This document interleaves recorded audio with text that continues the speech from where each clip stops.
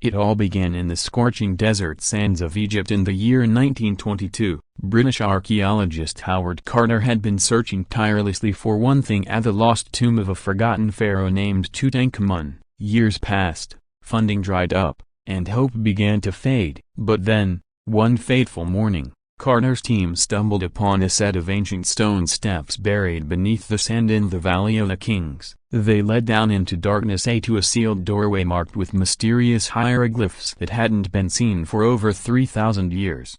As Carter peered through a small hole, holding up a candle to the blackness beyond, his assistant asked breathlessly, "Can you see anything?" Carter replied with trembling excitement, "Yes, a broken bar, wonderful things." Inside, glittering treasures lay untouched: golden chariots, statues, jewelry, and strange artifacts surrounding a magnificent golden sarcophagus. It was the tomb of King Tutankhamun, the boy pharaoh of ancient Egypt. After thousands of years, it had remained hidden undisturbed until that very moment. But soon, what seemed like the greatest archaeological discovery in history began to take a dark and deadly turn. Within months of opening the tomb, several people connected to the excavation began to die mysteriously. Lord Carnarvon, the wealthy nobleman who financed the expedition, was the first. He was bitten by a mosquito on his cheek.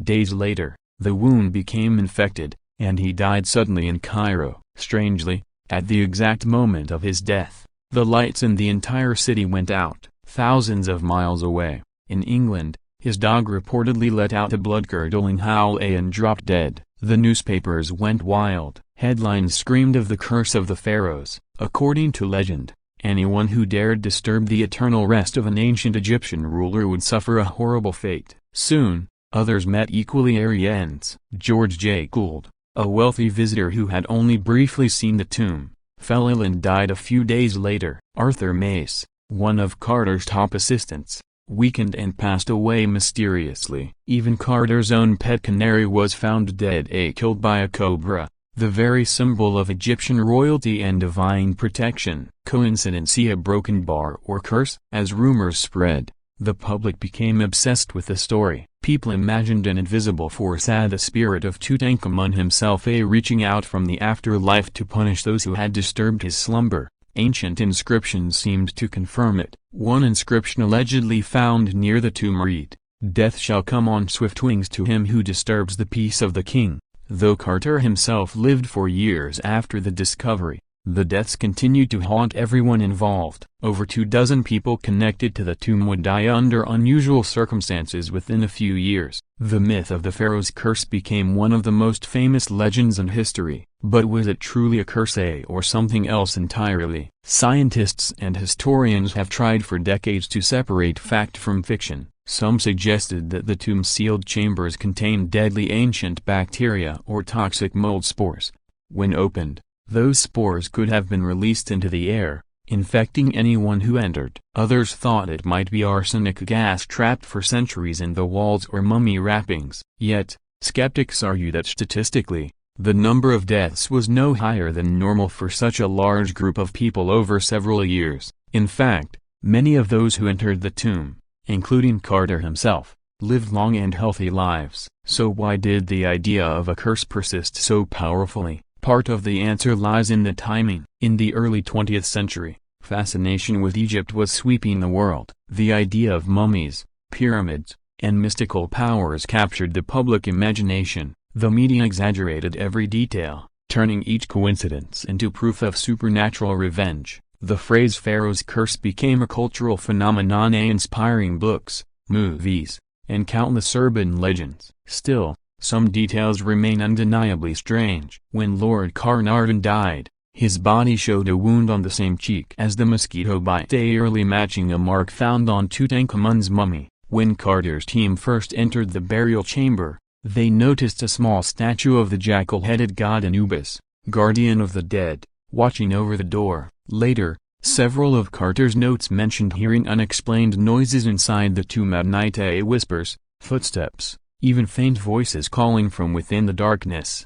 There's also the mysterious story of the pharaoh's trumpet. Among the treasures found in the tomb were two ancient trumpets, one made of silver, the other of bronze. In 1939, A BBC radio broadcast featured an Egyptian soldier playing one of the trumpets for the first time in over 3,000 years. Just days later, World War II broke out. Ever since, people have whispered that every time the trumpet is played, disaster follows. It was reportedly blown again before the Suez Crisis in 1956, the Six-Day War in 1967, and even before the Gulf War in 1991. Coincidence or curse reborn? Even modern archaeologists admit feeling uneasy inside Tutankhamun's tomb. Some describe an almost tangible presence in the air, a heaviness, as if the spirits of the ancient gods still linger among the walls. After all, the Egyptians believed the afterlife was not a myth, but a real, physical realm.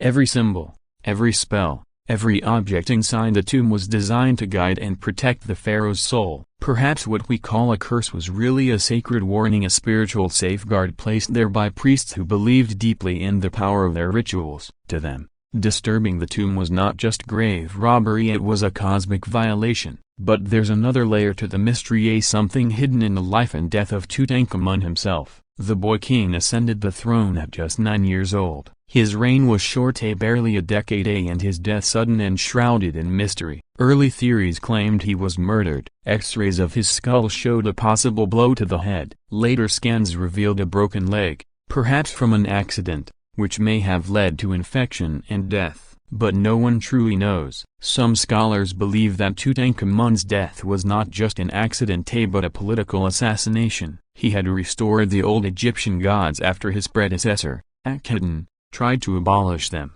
Was Tut's death the result of revenge, a power struggle among priests, or a divine punishment for breaking sacred balance? The mystery deepens when we look at the artifacts buried with him. Among them were daggers made of meteorite iron, a material literally from the heavens. To the ancient Egyptians, such metal had cosmic significance. It symbolized the divine and eternal. Could these relics have been seen as containing spiritual energy, perhaps even power that transcended death? When Carter opened the tomb, he unknowingly disturbed an entire spiritual system meant to remain sealed forever. Every object, from the amulets to the sarcophagus, was placed according to precise rituals designed to ensure eternal protection. Ancient priests even used execration texts, spells meant to destroy anyone who dared interfere. Maybe the so-called curse wasn't just symbolic, maybe it was an ancient technology, not of science, but of belief. After all, throughout history, faith and fear have been the most potent forces known to humanity. If countless people believed that opening a tomb would bring death, then even coincidence began to take on meaning. Minds created connections, myths became real, and yet, the allure of the tomb endures. Today, millions visit Tutankhamun's treasures in museums around the world. His golden mask has become one of the most recognizable symbols of ancient civilization, a haunting reminder of humanity's obsession with immortality.